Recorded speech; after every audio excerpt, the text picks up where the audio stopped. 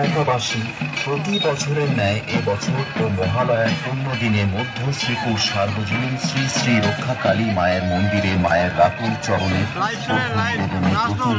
আমরা সবাই উক্ত মহতী অনুষ্ঠানে আপনি আপনাদের সপরিবারে উপস্থিত থেকে মায়ের আশীর্বাদ ও মহাপ্রসাদ গ্রহণের জন্য আপনাদের প্রতি রইল বিনম্র নিবেদন।